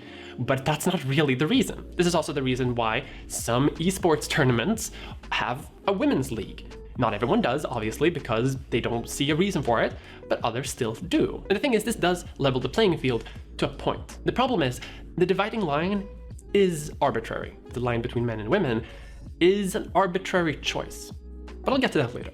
Let's talk about the reasons why it wouldn't be an arbitrary choice. Biological differences. This is the bulk of the argument why trans women shouldn't compete in women's sports. Men are stronger than women, and a lot of people are saying that basically trans women are men. Let's exclude those arguments. The point still stands, though, that trans women are biologically different from cis women. This is obviously true. Bear with me on this, and this is not me taking an L. Conservatives in my comment section, this is just stating a fact that everyone will agree to anyway. Like, men and women are different. Congratulations, we're finally agreeing on high school biology. It's worth mentioning, though, that while there are differences between trans women and cis women, there are also biological differences between many trans women and cis men, some of which are biological. Now, these differences will depend on how far you've transitioned, what kind of hormones that you've been taking, whether or not you've had various surgeries, and things like that. And those differences are biological. You can argue whether or not you are born with those differences or whether or not they're artificially induced. At the end of the day, that doesn't matter. My body is still my body. It is a biological body. And that biological body is different from the biological body of a cis man. And you can argue like, ooh, is that actually biological? Yes, Nancy. Just because you have LASIK eye surgery doesn't make your eye a bionic artificial eye. It's still a biological eye, which can be on par with other people's eyes. It doesn't change biology, Nancy. Are your muscles less biological if you take extra protein? No, you clown. You all Goddamn Nancy. Have an impact in sports. And sports science is still a pretty unclear and weird field of science. It is unknown how much each and every single chemical in a person's body will affect performance in a very specific kind of sport. Which brings us to the first problem. There are so many different kinds of sports. I'm noticing this argument being so often about trans women at all being involved in women's sports. But which sports are we talking about? There are thousands and thousands and thousands of different sports that use different parts of the body that will have a different effect on whether or not you've transitioned or not. I mean, are we talking about weightlifting or are we talking about dressage? Are we talking about dressage, Nancy? But this is a point of discussion that not a lot of people are actually talking about. For example, no one some talks about sports dressage. barely have any differences between the genders, as in men and women, not including how that would affect trans women. But I'm going to say something potentially controversial here. There are some sports that do have a biological advantage depending on things that trans women might have.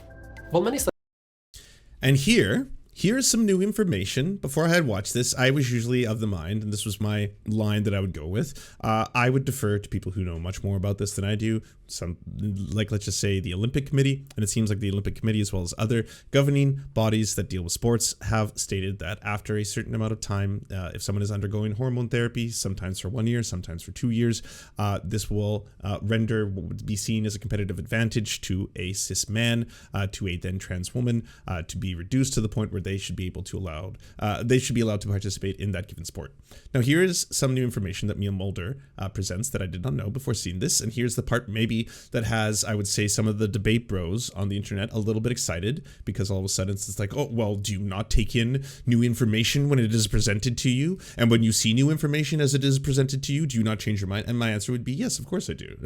I would not be consistent if I didn't say that as someone who's not directly the one doing this kind of research. And there is so much research to be had in this topic, because again, like Mia was pointing out, think of how many different categories there are for sports.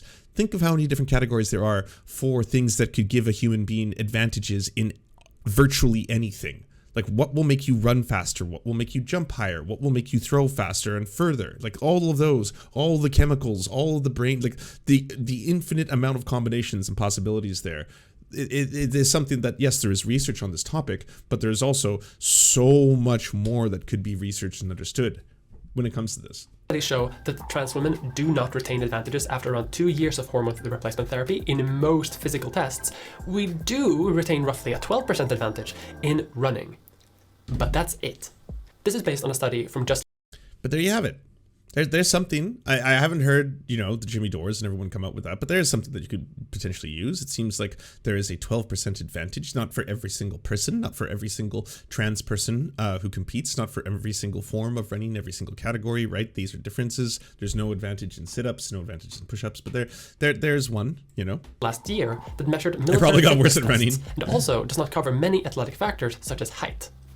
Also, just as an indication of like how few studies are actually done on this, the results also seem to indicate that maybe trans men could just crush all men in all competition, in all physical fitness tests, which I mean, good for you. Good, hell yeah. But don't click off yet. I promise you, I'm not a secret transphobe trying to manipulate you into agreeing with me.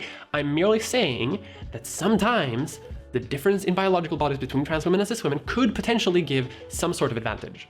But I still think trans women should be part of women's sports. But maybe not for the reason you might think. But let's dig into those sex differences.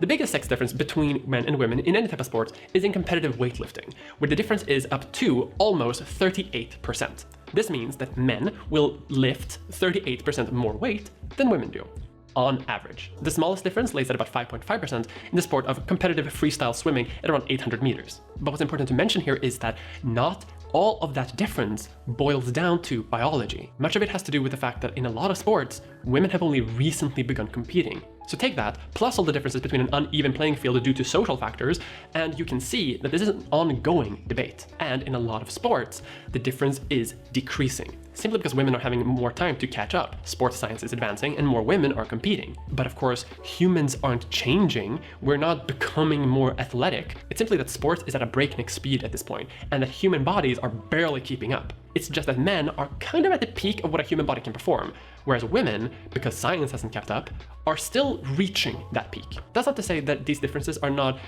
in part due to biological differences between men and women. And you may be familiar with some of those differences already.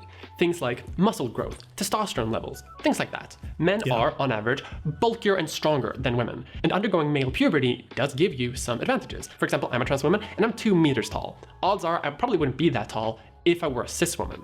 But this height could give me a competitive advantage in things like basketball or other height-related sports. Sports that I've definitely tried and not failed at. But the way this works is tricky, because some advantages could stick with you past puberty, even if you do end up transitioning, such as my height. But others might not. And the science here is a bit unclear as to how much of an advantage each thing potentially could give. For example, cis women do have levels of testosterone, but cis men are typically more sensitive to the effects of that testosterone, which means you could have a lower amount of testosterone in a man's body, but he could get more effect out of it than a cis woman would. But only sometimes. Sometimes cis women will have a strong effect out of the testosterone that they produce naturally. Sometimes they won't. Sometimes cis women will produce an abnormally high levels of testosterone, which sometimes does give a competitive advantage, and sometimes doesn't. Cis men who are athletes do on average have high levels of testosterone too, But not always. Some athletes who perform at a very high level actually have a bit low T levels. It turns out that while the Olympics does have a couple of high T alphas, they do also have a couple of low T betas. And for what it's worth, over the last couple of decades, a lot of sporting organizations have implemented rules on how much a person is allowed to have a certain advantage or not, before it becomes unfair. In the Olympics, trans women have been able to compete since 2003, as long as they've transitioned legally and been on hormone replacement therapy for 2 years. And for a long time, that was it. And somehow, we haven't conquered sports yet, even though this was basically decided on a whim with very loose restrictions. The rules were changed in 2015 because requiring surgery might be against human rights, so no more of that, as well as self-identifying as a woman is now enough, because requiring legal recognition might not be possible everywhere. And hormone restrictions were also more formalized, at least for trans women. Trans men could compete with no restrictions. But at the same time, things are evolving, science could change, and sports science is catching up eventually.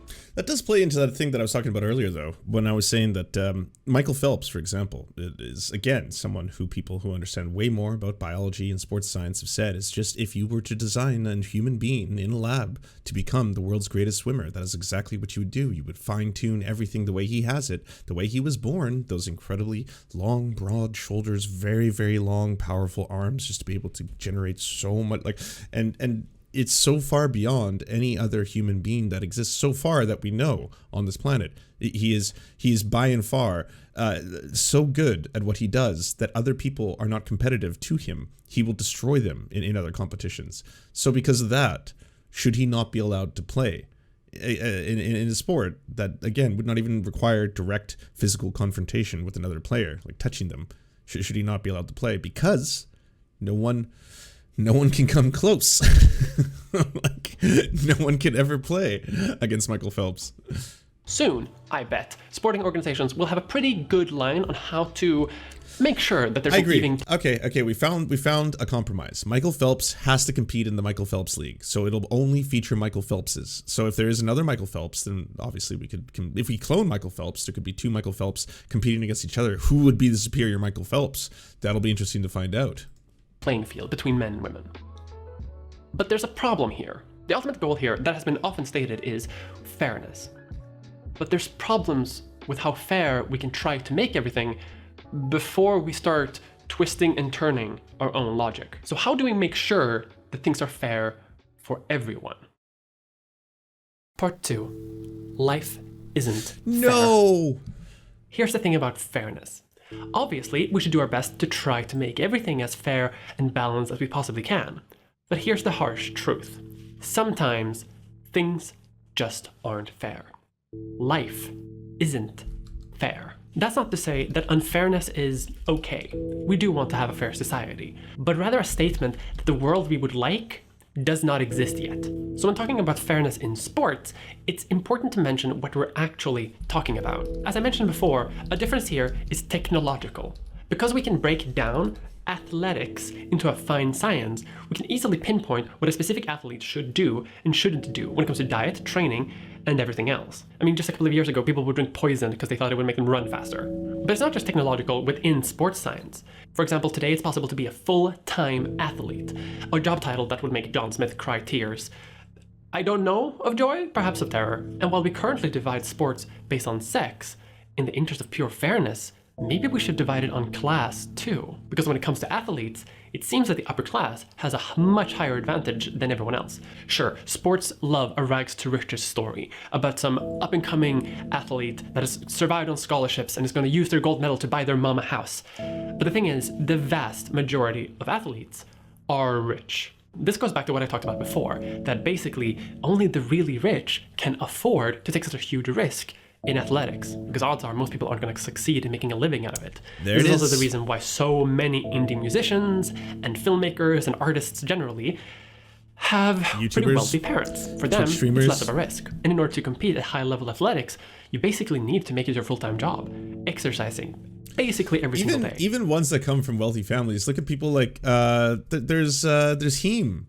Heem is like straight up going for doctorate, but it's like, the amount of time it would take to grind to be a full-time streamer, he can't be both a doctorate and a streamer. So he's picking, finishing, getting his doctorate, which you should do, by the way. If you've already gone as far as getting into medical school and or a school that will accredit you for a doctorate, you have spent a lot of money and hours and time to get that far. You might as well just write that thesis and finish your degree at that point. Okay, not gonna be a jack off like myself who just went to college to party and roll around in the forest like a feral animal.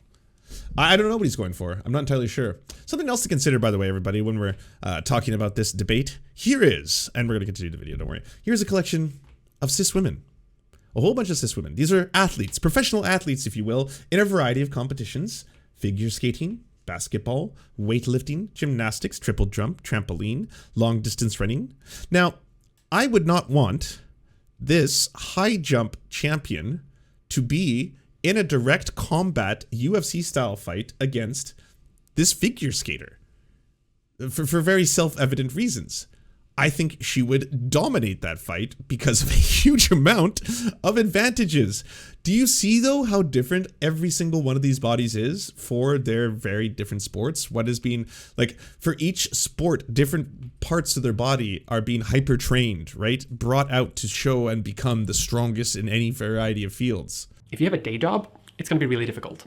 If you need to work 2 jobs, it is impossible. Anti-trans activists will argue that this is irrelevant because class isn't innate. Anyone could, if they really had the time, dedicate their entire life to sports, if someone gave them the resources to do it. Not the same when it comes to trans people, though. Cis women cannot become trans women, nor vice versa. This is why, according to anti-trans activists, we need to separate sports according to sex only. But how do we do that? Conservative anti-trans pundits can argue all the day over how many genders exist, all the day, how cute, many trans identities exist, and yada yada yada. But all of that doesn't really matter. When we're talking about segregating specific sexual characteristics from sport, where exactly do you draw the line? This is working under the pretense that a lot of people are working on, where you can't just outright say that we don't like trans women. If you say that, most people will see that you're bigoted. So rather, people will try to have requirements and characteristics around sex that would exclude trans women and no one else.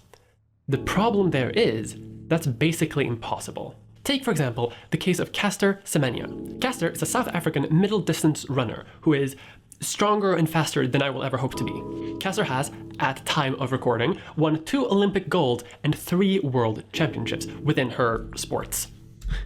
Within her sports, yes. In 2009, she won a race suspiciously well, with some people wondering if she was a man in disguise. This prompted a practice known as sex testing, which happens occasionally in sports. This sex testing was ongoing in the middle of that competition. Basically, some people were suspicious about the rapid improvement that Caster was making, and sex testing was happening in the middle of this competition. She had won. The question was whether or not she would earn that win. Partial results from that sex test leaked to the media, leading to rampant speculation about Caster, her life, her gender identity, her sex life, to the point where it feels demeaning. Caster herself felt humiliated by the experience, and being under scrutiny by the entire sports media can cause a lot of pressure. It went to the point where she didn't really want to accept her award and had to be convinced by her coach to actually go up and accept it. In September of 2009, the president of Athletics South Africa admitted to having lied about the reason for sex testing and had lied to other people. Hey, no problem. Thanks for asking questions in good faith. So cis means that you were assigned the gender that you are at birth.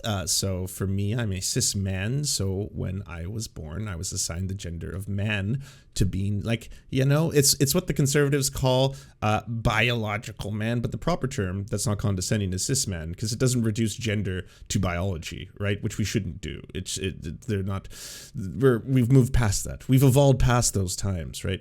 If you happen to be trans, then you are not the gender, you don't identify as the gender that you were assigned when you were born. Yeah. That's how it works. They're just the proper Whether terms. or not the sex test. When you hear people talk about it, they're trying to fall all over it. It's very simple. You know, you don't have to learn all the, like, even Jimmy Dore back then was kind of like the transgenders, and you're like, no, you can just say trans people, cis people, very easy. I mean, it's easier than all the other words you seem to be constantly trying to, like, fill your mouth with.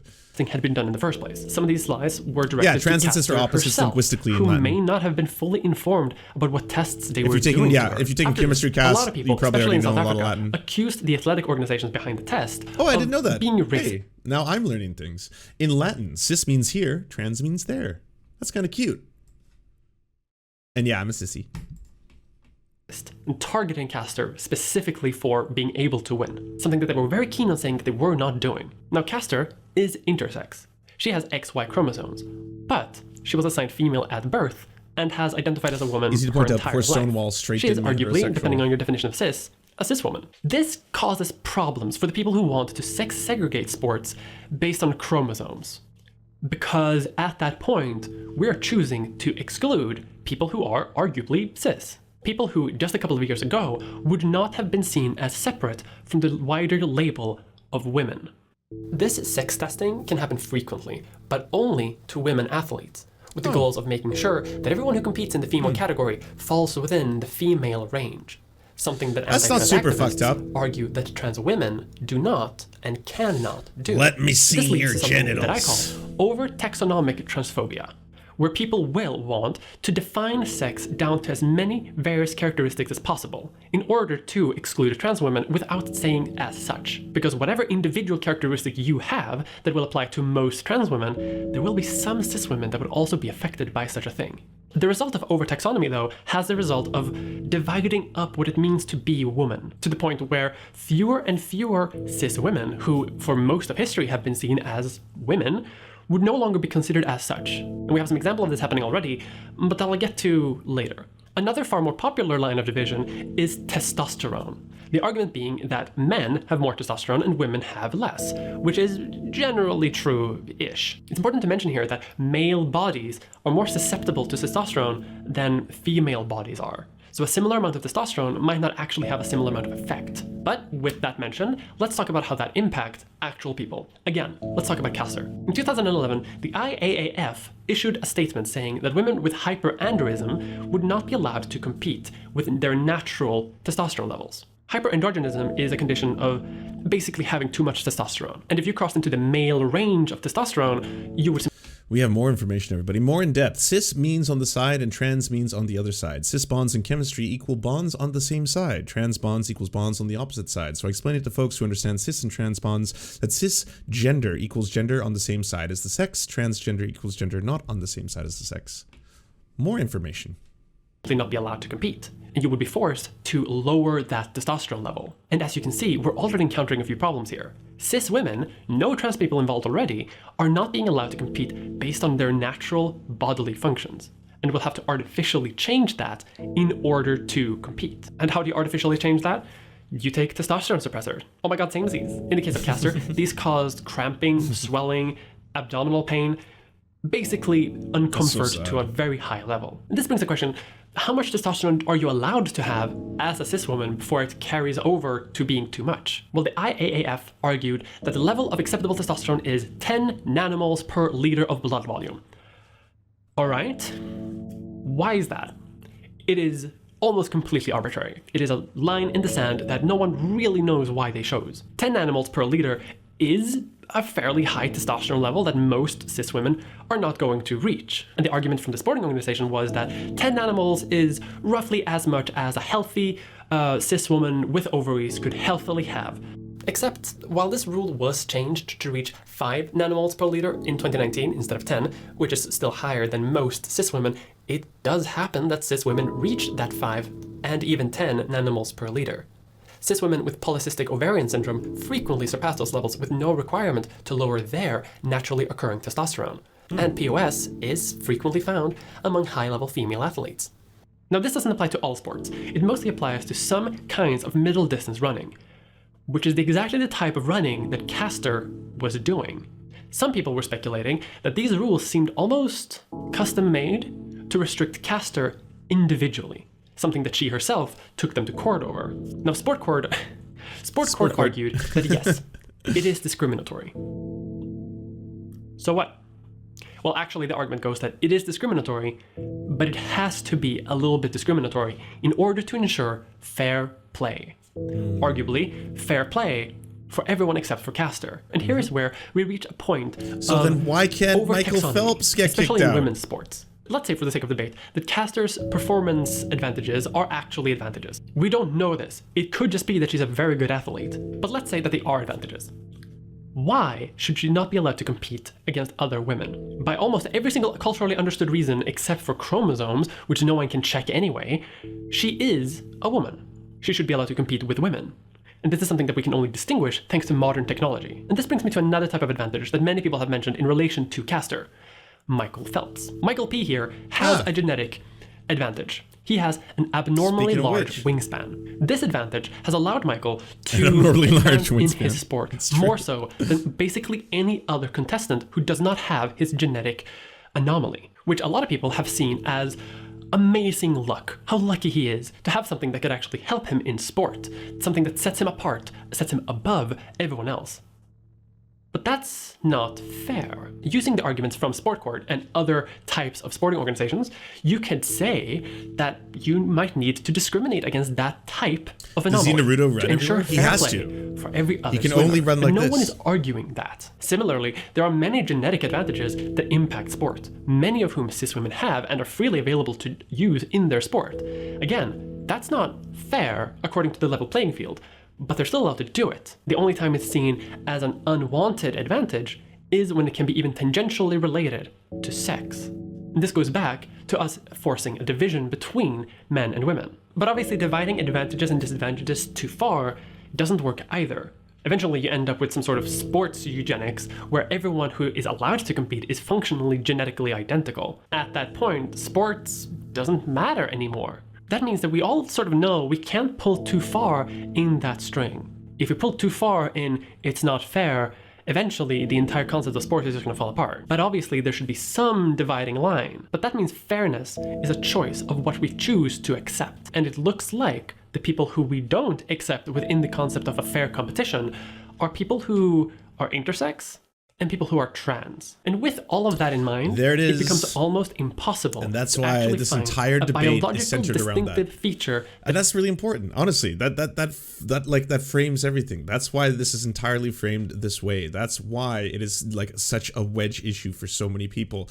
Like, my word, trans people, your very existence, I suppose, threatens the patriarchy to these people to such a degree that they have to restrict you in this way. Like, the revolution is you just existing, which is pretty damn fucking poggies, because the very idea of gender and the way we've associated it with sex for so long is suddenly being shattered. Yeah, that's a pretty magical thing. It only applies to all trans women and no cis women.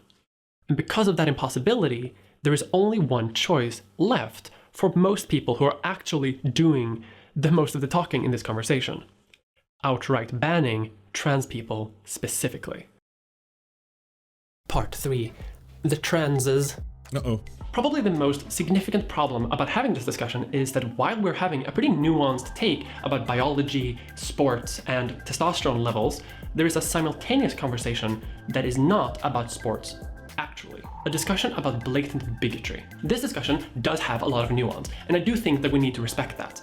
But that nuance has been co-opted by many people of anti-trans persuasion. Researching this topic was a nightmare because basically half of all sources do not acknowledge the nuance. Some will be well-meaning, basically wanting to reject the conversation entirely, saying that there is no difference between trans women and cis women, and therefore the discussion is null and void. But I think that cedes way too much ground to people who are anti-trans, who will market themselves to fairly ignorant people in the middle of the discussion who might not know a trans person, and almost definitely do not know a trans athlete. And then on the other hand, there are multiple sources that are blatantly written by full-on transphobes, whose entire argument will basically boil down to trans women should not be included in sports, because that means that your young daughter will be exposed to sweaty, hairy dick and balls. Do you want that to happen? Because that's what the transgender left will want. I think it bears mentioning that in the eyes of a lot of people, the transgender tipping point has tipped too far. Trans people are everywhere now, and trying to account for trans people in a society that never considered us in the first place is making people uncomfortable. A lot of people don't want to change any rules, any structure. They don't want to change for what they view as a very, very small minority. Because of this, a lot of anti-trans people have tried to restrict the presence and visibility of trans people in public life.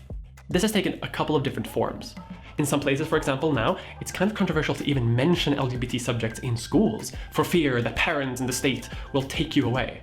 In Texas, they've recently announced that trans kids are apparently victims of abuse by virtue of being trans. This is another reason why I think it's so fucked up that some people, supposed leftists, are now taking the side of the conservatives and pushing conservative talking points when it comes to this entire debate, because there are so many things right now that trans people are having to deal with. Like, their very existence is being threatened in multiple states across the US. If you are supposed to be, I don't know, an ally, then why in the world are you parroting these talking points as if you genuinely, for the first time in your life, now really care about women swimming? Like, it's a passion project for you out of nowhere. Just suddenly it's like, oh yep, no, this is my calling. I've been deeply obsessed with the women's swimming league for a long time, and everything that concerns it, and now because of this one specific event that has happened, it is now something that I need to bring up and talk about a lot.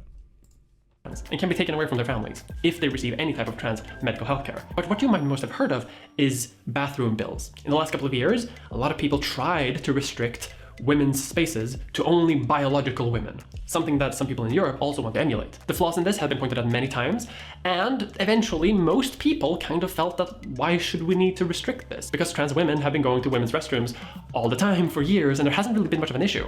And I think most people kind of understood that. But then people realized, we haven't seen that many trans athletes, have we? And because trans women are biologically different from cis women, and because sport is so biologically determined, this resonates with many people. This is the real reason why this topic is blowing up currently. It's not really about concerns about women's sports, and I'll get to why I think that later. But suffice it to say that trans women have been taking part in sports for a long time, haven't been dominating in many areas, and has only recently come under fire for potentially, maybe, breaking records everywhere, even though that's not actually happening. Another consequence of this, though, is that this causes unforeseen consequences. Because trans women in sports are under such high scrutiny now, even when everything is accounted for, and even when the rules and the playing field is completely equal, it's basically an unstated rule that trans women are not allowed to win. We may be able to compete, but in the law of large numbers, and with thousands of competitions taking place every year, odds are eventually a trans woman is going to win sometimes. That's just statistics. But thanks to the hullabaloo about this, every single individual case would be massively overblown in the media, leading to accusations of unfairness. And I think we have some evidence of this happening, even... By the way, this happens frequently. You'll have, remember how angry Ben Shapiro and all the right wing was at the fact that there was going to be a trans woman who was participating in weightlifting for the Olympics, and then it came and she didn't even get past the first, like, the first tier, and then no one talked about it again. It was just like, oh, yeah, we're no longer concerned, okay? It's not an issue for us anymore. Not that she played. That was never the problem. The problem's if she had won. That's when we have an issue here. When it's not actually trans women involved in it. In 2019, Liao Mengrui and Tong Shengwan were awarded first and second place in a Chinese running competition. Because of this, they made some news and some pictures were taken, and immediately the gender-critical part of the internet began accusing them of actually being men. The idea that they don't look enough like women, and that the only reason that they could possibly have won that race is because they're actually men in disguise. That's such biological essentialism. Like, you look too mannish for me to have won this competition. After images and clips from the race hit the Chinese internet, a number of net users cried foul, charging that the pair were actually men masquerading as women. We think that the 2020 Olympics are going to be a complete travesty of unfairness to women. Sad. Of course they're men. Sad. Time to boycott the games. Of course they're men, but they're not bothering with the masquerade. We just have to take their word that they are wrong men. They lie. I think men are never women, and China, along with the rest of the handmaiding world, can fuck off. I assumed it was a men's race. This is not on. Yeah, I'm sure you were watching this Chinese running competition intently. Mm-hmm. Looking at the hips, greater trochanter positioning and belly button, Adonis belt, etc. I reckon out of the 4, only 1 is born a female. But hey, that's where the world is going. Goodbye. Thanks for sounding off the 4. Gotta say, bro, if I was to look at my assessment, being as that I am incredibly super straight, you know, and I know some women, I think only one of the 4 here qualifies, as per my doctorate. Women's sports? They're not, by the way. They are cis women. They're not intersex. They don't have some condition that gives them excess testosterone. They are not trans women in disguise. They are just cis women. And this type of outrage did not spring from a concern over women's sports or concern of sex testing among athletes. It came because people wanted to be transphobic. But a consequence of this hyper-scrutiny means that cases like this will be overly publicized. There it How many is. people in the West do you think are actually that interested in international running competitions in China every year? Probably a few of you. But they rarely make international news in this way. People win competitions all the time. But unfortunately, Googling the names of these competitors no longer brings up their statistics or athletic competence, but rather this scandal about them potentially being men, which a lot of people to this day are adamant about. Now, a lot of people who are gender critical are aware of this. They don't actually care about the truth. But cases like this is something that they can market to an uninformed mass of people, and they can convince them of saying, hey, look, the transes are going too far. They're cheating once again, but you can stop it. So this works as a wonderful way to lure people in. By the way, this insecurity goes to even more bizarre heights, and I will point this out. It was so absurd to me that people were getting angry, and they didn't even know how to get angry about this, about Jeopardy. About Jeopardy, because a trans woman was getting very, very close to being the greatest Jeopardy player of all time. Smashing records, just smashing records. And it's not a gendered competition, but people were still getting very angry about it online. They were still freaking out. They were like, well, this isn't fair. Why is she allowed to compete in this? I was like, what? There is no categories. Men and women play Jeopardy together. It's about knowing a bunch of random trivia. Like, why would there be categories? That is so utterly bizarre. And people were like, this isn't fair. She shouldn't be allowed to compete. I was like, what? What does her being a trans woman have anything to do with being good at Jeopardy? She's just really good at Jeopardy. It's just like it's any excuse to be transphobic. And that's honestly it. It's that she's winning. She's winning and she's trans. And it's really, really pissing us off because we're still othering trans people. We're still like, oh, the scary trans people are going to come into the bathrooms and they're gonna attack the cis women and then they all look like men and we're so, and then it's like, oh, the first time they ever see a passing trans woman and they're like, okay, well, I can accept that. I can accept that, all right? I can accept a passing trans woman, but any other form of trans women or even non-binary individuals, that's too far for me. I will not accept that, okay? I'm a liberal. I believe in rights for everybody, but this is where I draw the line. I have to draw the line here. With a crumb of nuanced discussion, and then packaging that kind of nuanced discussion in a wrapper of complete bigotry. Now, I don't love the argument of saying that restrictions against trans women are bad because what about the trans guys? Were the trans guys in this debate? It's true. Hurt trans women, but it goes to show that the argument of fairness doesn't actually extend to women generally, but rather women who conform to the norm. And it completely undercuts the argument. This is how this. A Nintendo pressing the buzzer on Jeopardy comes from the soldiers. Sorry, the shoulders. So trans cheating Jimmy Dore. Yeah, her ability, and I'm an ally. Her ability to push the button, it comes from the shoulders. I learned about that. Sanctity of women's sports. I can't pronounce shoulders because anymore. If they apparently, actually believe that, there would be other solutions here. Solutions that did not exclude more cis women than it does trans women, because that's what a lot of these measures do. Because remember, there aren't a lot of trans women out there, and especially not a lot of trans athletes. In women's sports, the overwhelming vast majority are cis women. And basically any restriction that you put on trans women in order to conform will eventually also affect multitudes of cis women as well. Unless you put a blanket ban on trans people competing in sports generally, which is actually the goal of what a lot of people want to do. But let's deal with the argument of protecting women's sports.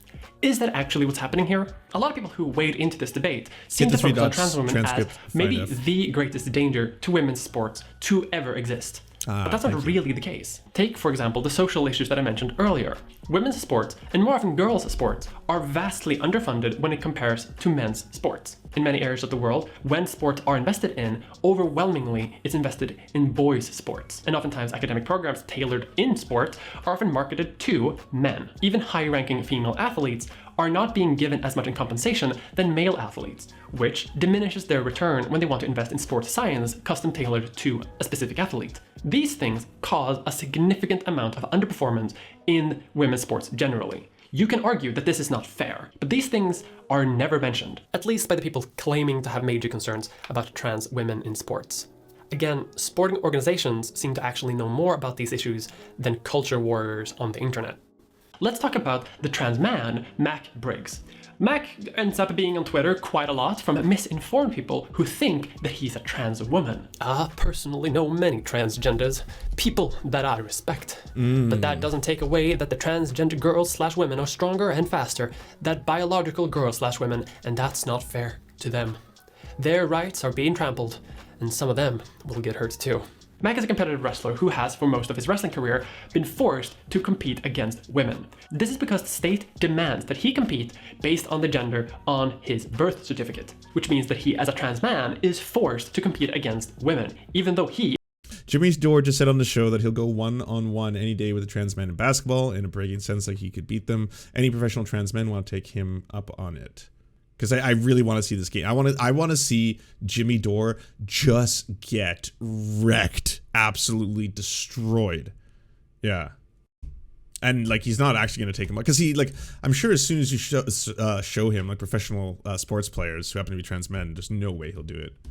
I like every tweet you use as a weapon versus Jimmy Dore. wants to wrestle in the male league. However, transphobes on the internet constantly assume that he's a trans woman because he keeps winning titles, and a lot of articles just say transgender wrestler. And his case is also an example of the rule set. Yeah, I'll take a professional. Basically misfiring, because he is within the biological. All right, professional's gone. Thank you. By... We've edited. See, this is me listening to feedback. I could have just done the whole like I'm benevolent and all you chat, you're beneath me and you don't know what's good for you. I know what's good for you. That's why I feed you the content. You know, that's why Daddy feeds you your content. But no, I listened. I took the feedback in. Okay, so Jimmy Dore just said on the show that he'll go one-on-one any day with a trans man in basketball in a bragging sense like he could beat them. Any trans men want to take him up on it. There we go. All right, we're good. Boom. It is out there. It is now in the ether. It is now part of the story. It is news. Hopefully some news outlets pick it up and organize this thing. Hopefully the sports world picks this one up. Okay? There you go. There's some fresh drama. The wrestling committee. Does he have an unfair advantage? Maybe not. Link to chat, sure. He falls within the biological limits of what he should be according to the rules. This is society and sport as many people want it to be. Hey, old man, give me everything. Call an ambulance! Call an ambulance! But not for me! And still, people will accuse it of being unfair because the transes are winning, showing once again that trans people are basically not allowed to win at all. But what solutions do I offer, you might scream into the ether?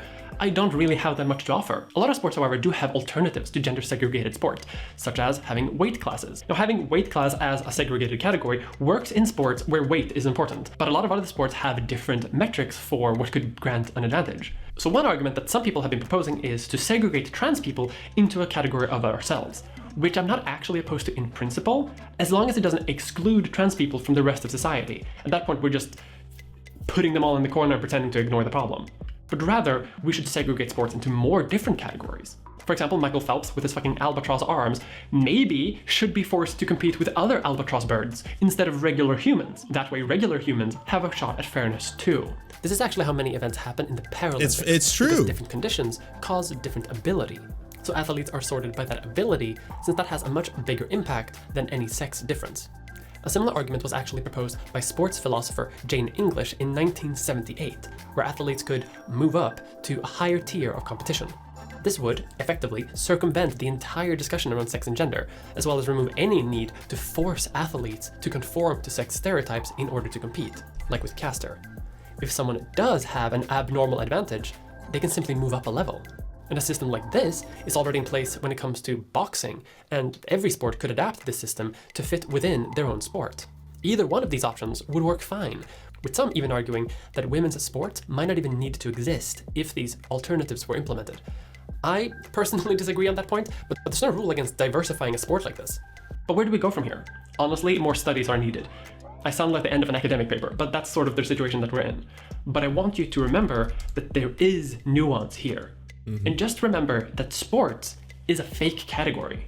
If someone wants you to agree to exclude trans women from sports as a nebulous concept, odds are that they are doing a poor argument, or that they are lying. And I do want to end this video by saying that in my research, most, with some exceptions, of the sporting organizations that I've talked to have been sympathetic to trans athletes as a group. Many of them do want to find a way to enable fair play, to enable fairness in their respective sports. And from what I've seen, many of them are trying to do as fair of a job as possible. But I want to say that this discussion isn't coming from those organizations. It is coming from anti-trans activists who are highlighting a very small minority of sporting organizations and athletes who are themselves oftentimes anti-trans. And we can see this quite easily with the fact that many organizations haven't changed their rules or changed their practices, and there hasn't been a massive influx of athletes in recent years. The only thing that's happened is that anti-trans activists have lost the bathroom issue, and they're moving on to something else. Especially since many of these rules are coming from politics, not from sports science organizations, who have a much more vested interest in real fairness. And I think a final sign of this is that this discussion is almost exclusively happening in America from Republican districts and from the UK. In the end, this is not a discussion about fairness or biology. It is a question of politics. It's true. Really good video. Go subscribe to me and Mulder. Do you enjoy the Serfs but prefer not to have to use your eyeballs? Many are saying this. Well, we've got the solution for you. It's the Serf Times in podcast form. Available on most major podcasting networks now. If you enjoy it, please consider leaving a good review and feedback because it really helps the show out, apparently, and it's free, just like the podcast. To our gods, Xander Corvus and Peyton L. Just, we are prepared to conduct many a human sacrifices in your honor. To our monarch, Tom Spiker, we are but your humble yet incompetent jesters, trying in vain to bring some levity into your life. To our Lord, Trevor R., we give you thanks for this meager plot of land for us to toil away our pathetic existence. To our brave knights, Carl Wauer, Tony, DM Rivera, Resident Scarecrow, Sir Nickus, Mayred, Cheryl Alvarez, Ruben Kelly, Brandon, Words Greenwood, Nate, Hegbert Celine, Matthew Scarborough, Stellar Vision, Ariane McCarthy, Daniel Sutton, Coulter Smith, Jenna Tal, Quiet 185, Anna Loves Riley, Omni, Riley and Anna, Poodlehawk, The Tim Caucus, Multimondi, Trevor Janis, Lemmy 101, Anthropophojak, Saren 42, Catherine, Ramon Acosta, Nkosin, Agent NDN, Violent Orchard, Political Puppy, Andreas Chiringuito, Zach Christensen, Todd Buckingham, and Todd Lajeunesse. We salute our mighty heroes off to conquest some bread in some far-off land.